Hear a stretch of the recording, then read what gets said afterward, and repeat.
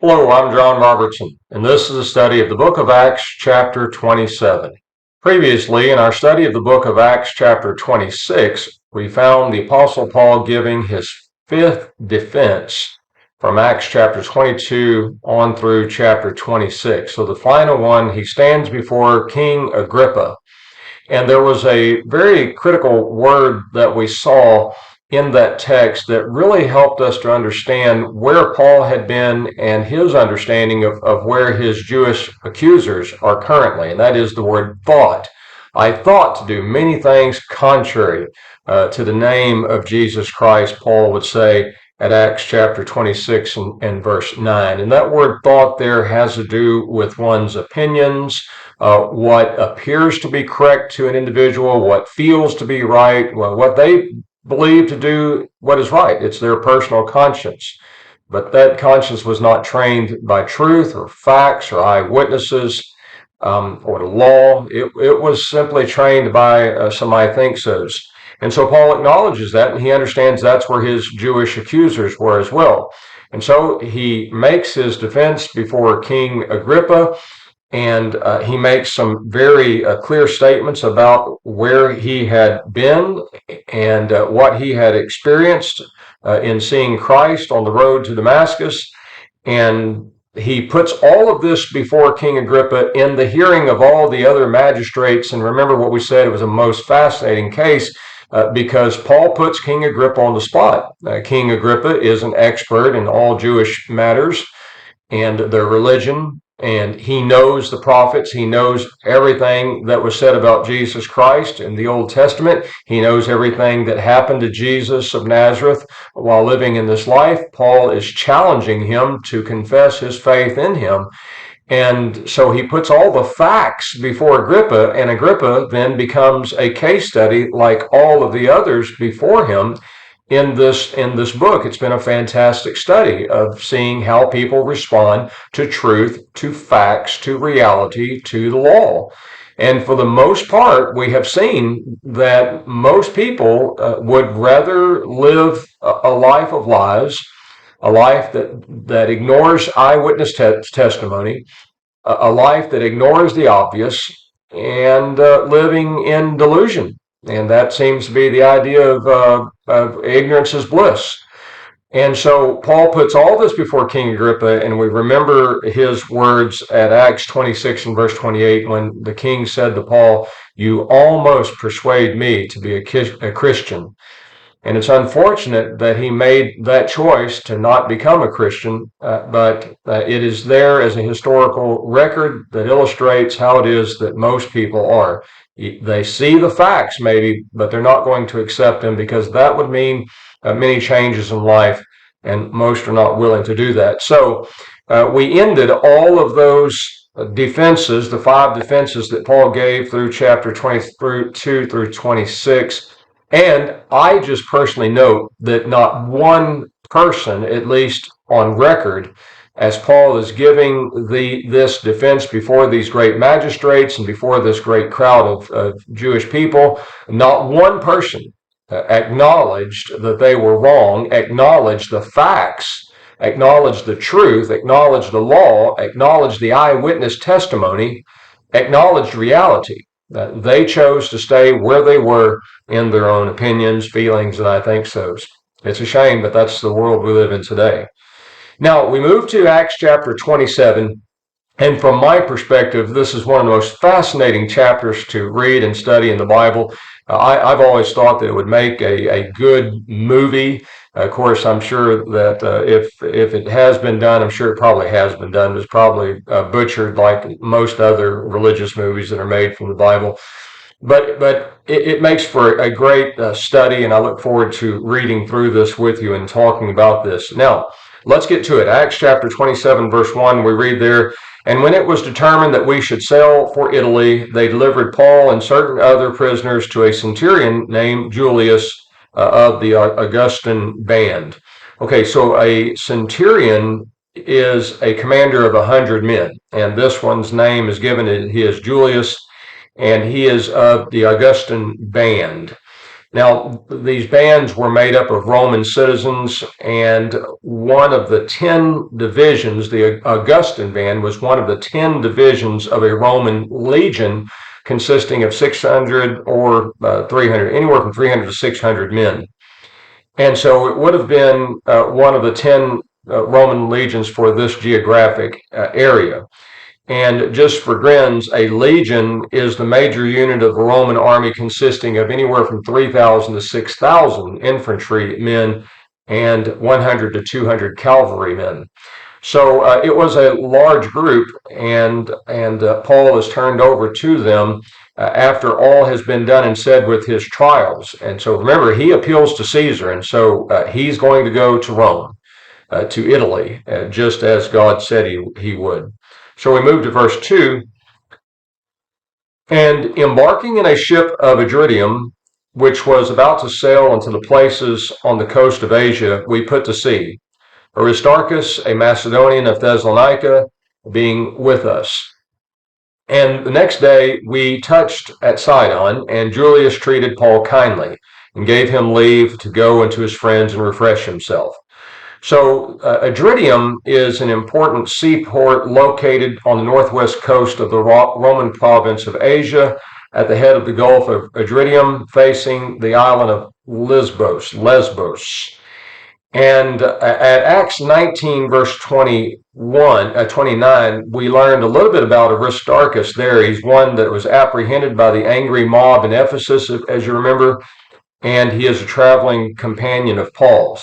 And then the careful student will take note of the first person plural pronouns us and we in verse 2 and 3, 1, 2, and 3, and acknowledge that now Luke, the writer of the book of Acts, has inserted himself back into the text, which means he's with Paul. So you have all these soldiers, you have Luke, Aristarchus, and Paul together on this ship. And later, I can't remember exactly what verse it is, we'll see that there's something like 267, I think, total people on this ship that as they sail together. Now, verse 4, and putting to sea from thence, we sailed under the lee of Cyprus because the winds were contrary. Okay, so the Adritium ship leaves the port of Sidon and travels with great difficulty towards the island of Cyprus. And the wind was out of the west, which made the westward travel very difficult. And a lee is the side of the island that would provide shelter from the wind. So they want to get behind this so that they can be sheltered from those westward winds, which are making it very difficult for them to travel westward. Verse 5, and when we had sailed across the sea, which is off Cilicia and Pamphylia, we came to Myra, a city of Lycia. So after traveling around the southeast corner of Cyprus, and we'll have some maps there that you can kind of follow the trek that Paul takes on this ship. But after sailing around the southeast corner of Cyprus, the ship bears into the wind heading due west. And so they pass Cilicia and Pamphylia, and the ship arrives at Myra, which is a city of Lycia. Probably about a 200-mile trip of sailing right into the wind. And so at this point, the ship of Adritium has taken the prisoners as far as it's going to take them. It's going a different direction now. They're going to have to get onto another ship. I want to pause here just for a moment and just for study's sake, talk about how it is that this ship is sailing directly into the wind. It's not something that probably a lot of us are familiar with, but there is this system called tacking for a ship. In my mind, I'm not someone who's ever did any sailing, so I don't really understand how all that works. So I think in my mind, how is it that ship is boring straight into that wind? If it's a sail ship, wouldn't you think that the wind would have to be behind it to push it forward? But these ships, by tacking, are able to be propelled forward. And so what happens is, as the ship is sailing into the wind, it would go at 30 and 90-degree angles to the sail in a zigzag manner. And so the wind would curl around the sails and push forward the ship. And there's a lot of physics involved there, and I'm just not really qualified to even explain it. But it is fascinating how that works. So they go with these 30 and 90 degree angles, zigzagging away, causing the wind from that angle to swoop around to catch those cells and push it forward. But it wasn't something that was easy to do. Now at verse 6 we read, and there the centurion found a ship of Alexandria sailing for Italy. Okay, so now we got to get on a different ship here. And he put us thereon. And when we had sailed slowly many days, and were come with difficulty over against Cnidus, the wind not further suffering us, we sailed under the lee of Crete. Again, that's the protection of the landmass from the wind, over against Salome. And, I lost my place. And with difficulty, verse 8, coasting along it, we came into a certain place called Fair Havens, nigh whereunto was the city of Lycia. So the Alexandrian ship leaves the harbor of Myra and labors along very slowly into the wind until they get to Cnidus. And so the ship turns south from Cnidus, heading to Crete to sail under its lee as they had done with the island of Cyprus to get that protection. And so with great difficulty, the ship eventually lands at Fair Havens. So I hope that what you are listening to and experiencing, feeling, is the treacherous nature of this trip. The seas are somewhat rough at this point. It's not easy sailing. You have all these men on this ship, and they're headed to Italy. They're on their second ship now, and the sea is somewhat rough. So it's not smooth sailing, so to say. Now it's going to get worse. Start reading there with me at verse 9. Acts 27, verse 9. And when much time was spent, and the voyage was now dangerous, because the fast was now already gone by, Paul admonished them and said, Sirs, I perceive that the voyage will be with injury and much loss, not only of the lading of the ship, but also of our lives. But the centurion gave more heed to the master and to the owner of the ship than to those things which were spoken of by Paul. In other words, Paul's saying, we need to stay here. We don't need to be pushing any further. But the centurion's listening to the shipmaster and said, look, we've got to push on. We've got to get to this Fair Havens, as we'll see. The conditions are dangerous. We get a little bit of the time of the fast, which is another word for a Day of Atonement. And it was called a day of fast because it was a time of the people afflicting the souls. But we learn from Leviticus chapter 16, starting there at verse 29, that the Day of Atonement was celebrated on the 7th month of the 10th day, which corresponds to our September, which for me giving this video, we are in the month of September. And this is the time of the autumnal equinox. And on the Mediterranean Sea at this time, the storms rage. This is a time of year when they have strong storms that hit this area.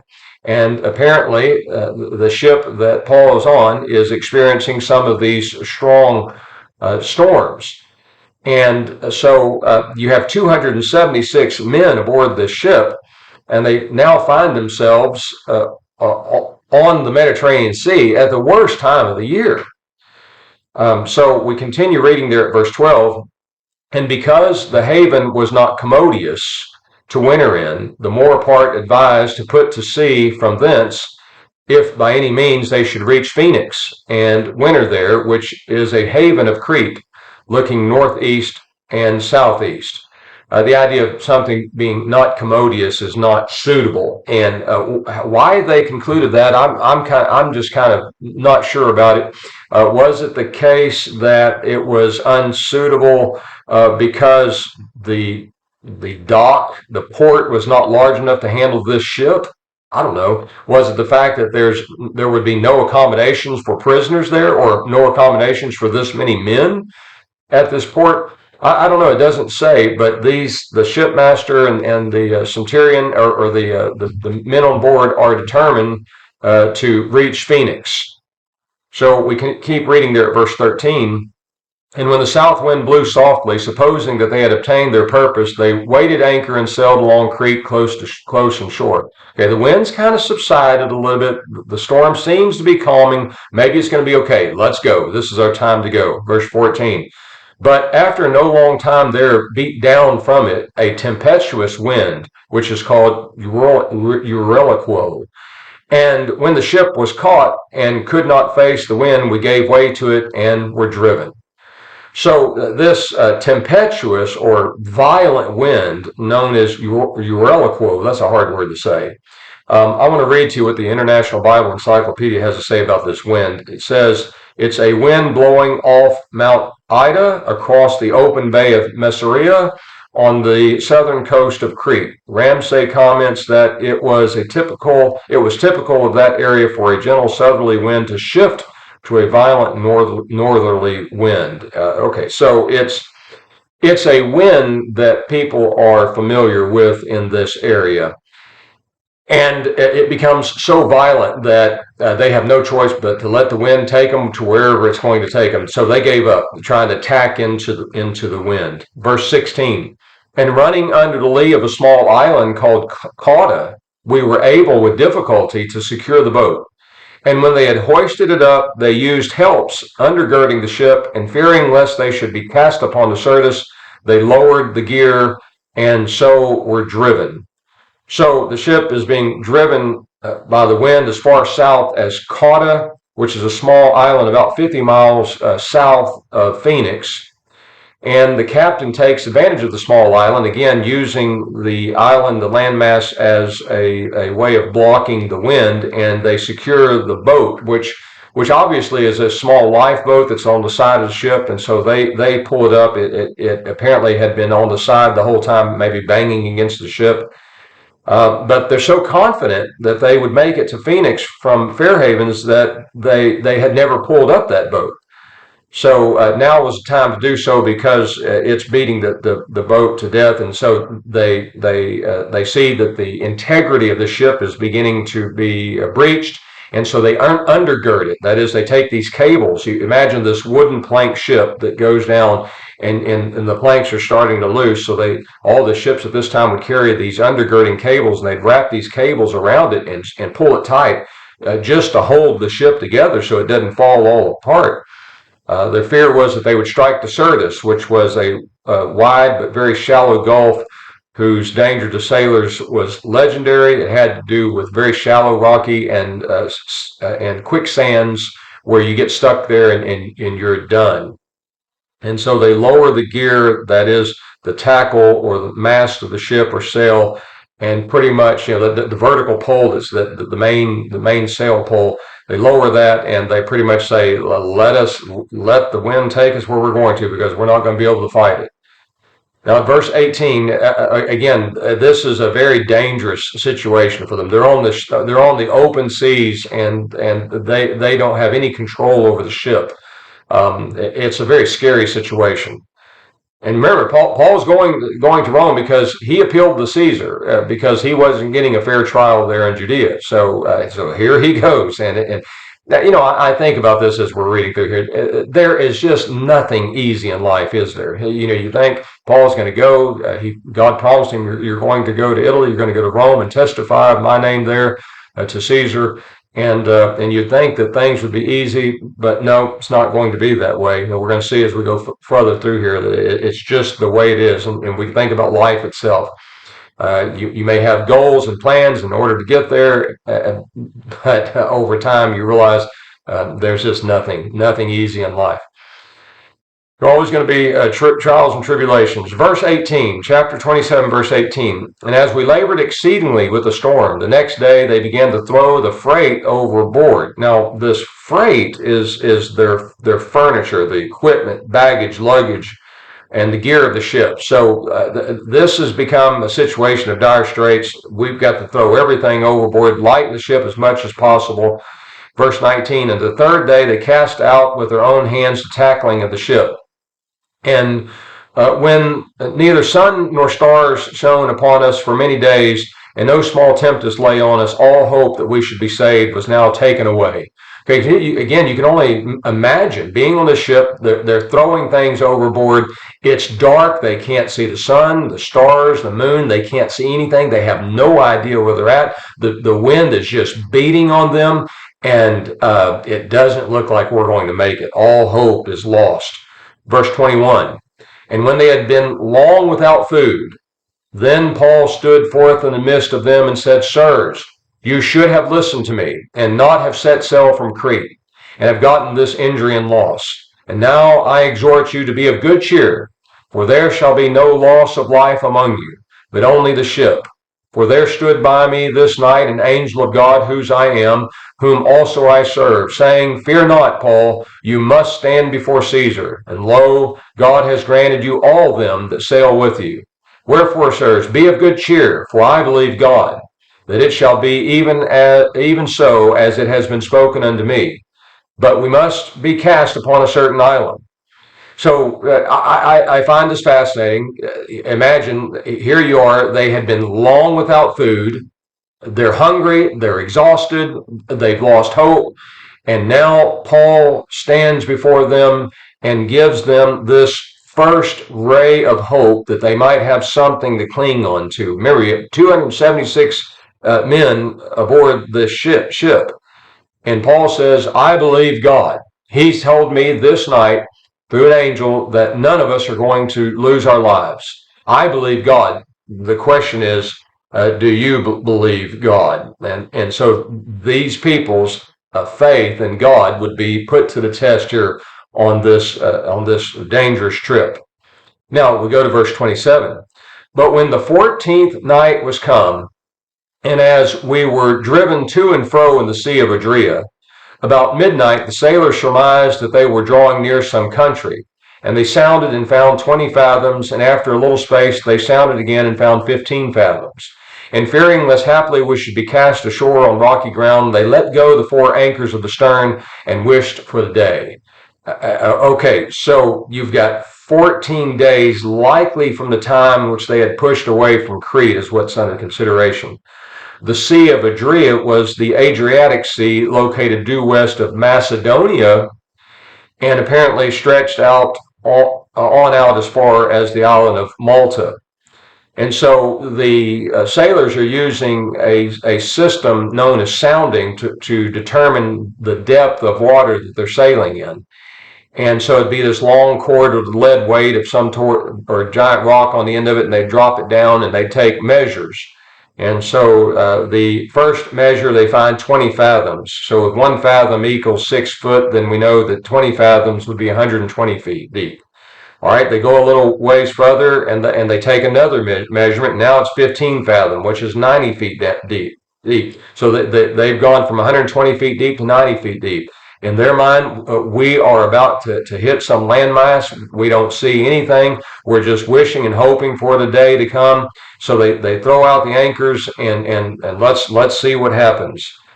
Now at verse 30, and as the sailors were seeking to flee out of the ship and had lowered the boat into the sea under the color as though they would lay out anchors from the foreship, and we'll pause there and just discuss this. Remember, they had pulled up this small lifeboat, this spare boat that they carried with them, because it was beating the ship to death.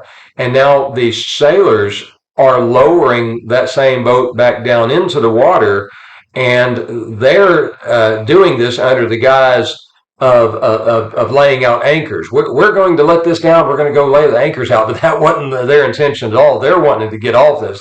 They see that everybody's about to die. And Paul sees them and says, verse 31, to the centurion and to the soldiers, except these abide in the ship, you cannot be saved.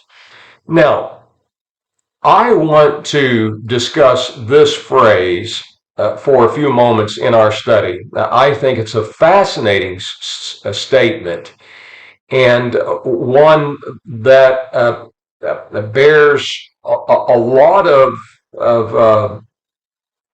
look or appearances of Old Testament shadows.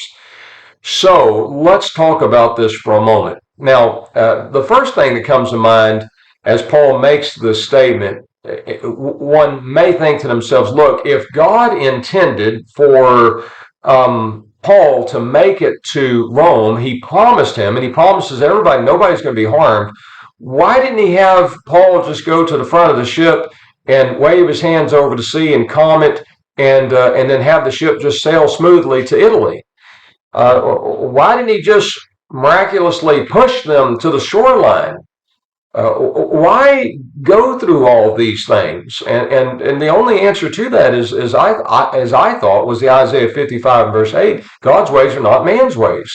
So God's not going to do that, because that's not the way anybody's going to really come to faith. We have to go through some difficulties in life in order to come to these to moments of faith. If things are just handed to us, given to us, we become like spoiled brat children that don't appreciate anything, don't believe anything, just want. That's the problem with this idea of grace-only salvation. Just give it to me, and I just go live in whatever way I want to live. Well, that's not being appreciative. That's not thinking about Christ on the cross, what he did for you. It's not thinking about the law. It's a poor character that approaches spiritual or religion like that. So these people are going to go through some difficult times in order to get to this place of salvation. As we said earlier, there's nothing ever anything easy in life. Everything is always hard work. There's going to be some difficult situations. We're going to experience heartaches along the way. And all of these things are God's way of putting us to the test, as he says at 1 Peter chapter 1, verse 5, 6, and 7. And he's going to see who it is that truly believes in him, who truly puts their faith, trust, and confidence in him. And for those that do, there is a wonderful place called heaven awaiting for them. But Paul's words here are very fascinating. He says, except these abide in the ship, you cannot be saved. So, does this have deep meaning? I think that some people say, well, no, he's just saying that you've got to all stay in the ship. God promised us we're going to be there. You just got to stay in this ship, and we're going to all be safe. Put your trust in God. Or is there something a little bit deeper here? And from my perspective, studying the Bible for the years that I have and seeing all of these connections and these shadows, I see something a bit deeper here than the surface of, hey, stay in the ship. God promised we're going to be here, and that's the way it's going to be. Now, the reason I say that is I think back into the Old Testament. Remember, Moses is not permitted to take the people of Israel into Canaan. There is a shadow there. We know that the name Moses stands for the Mosaic Law. And so we know that from Acts 21, verse 21, that we studied a couple of chapters back. And so the shadow there is that the Mosaic Law is not going to get anyone into this realm of holiness, kingdom of God, kingdom of heaven, the church, and so forth, the house of God. The Mosaic Law cannot do that. Well, what would do it? It would be Christ. Now, when you look at Joshua, who did take the people of Israel into Canaan, his name, from a Hebrew perspective, is Jesus, which is the name Jesus. And it gets even more fascinating because Joshua is the son of Nun. So Joshua's father's name was Nun. And from a Greek Septuagint perspective, that word Nun means ship. So what is Paul saying here? You stay in the ship and you're saved. You get out of the ship and you die. You're not saved. So we think about that as far as the New Testament goes, and all of the passages regarding abiding in God. I have in my notes John 15, starting at verse 1, 1 John 4, verse 13 through 15, Revelation 22, verse 14 through 15. So there are many passages that command us to abide in God. And remember, Joshua, whose Hebrew name is Jesus, is the son of Nun, whose name is Ship. So Jesus is the Heavenly Father's son. And so there's this connection with the ship. You abide in God, you abide in the ship, and you're saved. I think that's very fascinating. You get outside the ship, and there's where all the danger is. Think about Jonah. Very fascinating. What happened with Jonah? He's thrown overboard, out of the ship and into the sea, and that's where all the chaos was started for him. Okay, well, from my perspective, that's pretty fascinating. Now, we keep reading here at verse 32. Remember, Paul says, unless these guys stay in the ship, they're not going to make it. So they're trying to escape. Paul says, nope, can't you better not do that. You got to stay in the ship. Verse 32. Then the soldiers cut away the ropes of the boat and let her fall off. So it sounds like they took his advice. They stayed in the ship. And while the day was coming on, Paul besought them all to take some food, saying, This day is the 14th day that you wait and continue fasting, having taken nothing. Wherefore I beseech you to take some food, for this is your safety, for there shall not a hair perish from the head of any of you. And when he had said this, and had taken bread, he gave thanks to God in the presence of all, and he broke it and began to eat. So the crew has gone from ignoring Paul to cling to every word he now says. He is the only voice of hope on this treacherous ship ride to Italy. And so they take his advice. 14 days have gone by and they haven't ate a thing. They are starving, which means they're in a very weakened state. What's about to take place is going to take all of their strength. So Paul tells them to eat. Again, I pause. Why do all this? God said, not a hair of you are going to perish. You're all going to live. But what you need to do is you need to eat. You need to get your strength, get ready for this fight. Uh, Again, these shadows to me are undeniable. What do we have to do in order to make it through this treacherous life that we're in? We've got to eat. Eat what? Remember what Jesus said in John 6. I am the bread of life. He that partakes of me will never hunger and thirst. So the idea is that we imbibe, we eat the words of Christ, and we are strengthened to make it through this most difficult life. In my mind, as I study that thought is undeniable here. So, as far as the parallels go, uh, we're not just going to say I'm in the house of God and I'm just going to sit on my hands and wait until Christ comes again, or I die and I just go to heaven. That's just not the way it's going to work.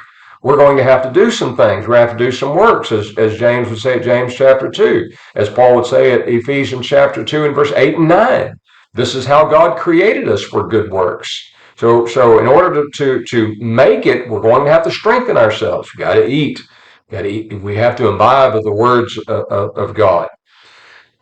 Okay, so verse 36, he says, Then were they all of good cheer, and themselves also took food. Okay, so they're listening to what Paul says. We're eating food, and you know what? We're trusting what you're saying of God protecting us and saving our lives. And so this is a moment of happiness for us, but because without your words, Paul, we don't have much hope. Again, without the words of God, there is absolutely no hope whatsoever, is there? Verse 37, and we were all in the ship 276 souls. That's the verse I was thinking about earlier. Verse 37 here says 276 souls. So that's the amount of people on there. Verse 38, and when they had eaten enough, they lighted the ship, throwing out the wheat into the sea. And when it was day, they knew not the land, but they perceived a certain bay with a beach, and they took counsel whether they could drive the ship upon it. Okay, so this is it. If you're casting the food into the sea, and everything else, you're saying this is it. There's no turning back now. We've put all of our trust and faith and hope in you and your words here, and so we've given all. We're all in, so to say. Again, in my mind, the connections are undeniable there. Now, let's look at verse 40. He says, and casting off the anchors, they left them in the sea, at the same time loosing the bands of the rudders, and hoisting up the foresail to the wind, they made for the beach. But lighting upon a place where two seas met, they ran the vessel aground, and the foreship struck and remained unmovable, but the stern began to break up by the violence of the waves. Okay, the winds and the waves are beating them to death. Here was the words of hope. They're the only thing they have to cling to, but the sea is very, very rough. The ship is breaking up. Things seem to be falling apart in life. What do we do? Do we stay the course? Do we keep our hope and faith? Or are we going to let these most difficult times of life cause us to cast out our faith and run in our own direction for perceived safety? Or are we going to keep going in God's way? Again, these things are just too obvious. Now, verse 42, and the soldiers' counsel was to kill the prisoners. All right, so they've made their choice. The pressure is too much. The turmoil, the heartache, the trials, the tribulation, too much. We got to take matters into our own hands, and that's the way most of the world goes. Lest any of them should swim out and escape. Now, the problem with these men was that they were responsible for these prisoners with their life. If any of them escape, they're going to have to pay the price with their own life. Now, we noted that back at Acts chapter 16 and verse 27, if you remember. Now, verse 43 says, but the centurion, desiring to save Paul, stayed with them from their purpose and commanded that they who could swim should cast themselves overboard and get first to the land, and the rest, some on planks and some on other things from the ship. And so it came to pass that they all escaped safe to the land. And the chapter ends. So everything Paul said by inspiration of God happened because they all put their hope and trust in him. And the chapter ends, and we'll pick up in chapter 28, the final chapter, with the story as they continue to make their way to Italy. But again, these connections are undeniable. The ship with God, the words of hope given by Paul, stay in the ship and everything's going to be okay. The ship starts to rock. Life gets pretty rocky. There are deep valleys that we go through. There are things that shake our confidence. But if we'll just hold on to this hope, these men on this rough sea, the only hope that they realistically had was the words of Paul. And if they held on to those, they would make it. And they all did. And the same is so with us. If we'll just hold on to the words of God, we're going to make it. So the point is, you can't give up. You got to stay the course. You've got to stay in the ship. And things will be well eternally for you. But in the here and now, don't expect things to be smooth. Don't expect things to be easy. When things are rough in life, things don't go your way. That's the way it is with everybody. Don't think that you're hard luck Charlie in some kind of way. Everybody goes through all of these difficulties. So the worst thing that people do, I think, is look at other people's lives and say, boy, it doesn't seem like they have any problems. Oh, everybody's got them. You just don't know what's going on in those people's lives. Okay, well, we have one chapter left in the book of Acts. This has been incredibly fascinating. And again, thank you so much for studying with me. I look forward to studying with you in the last chapter. May God be with you.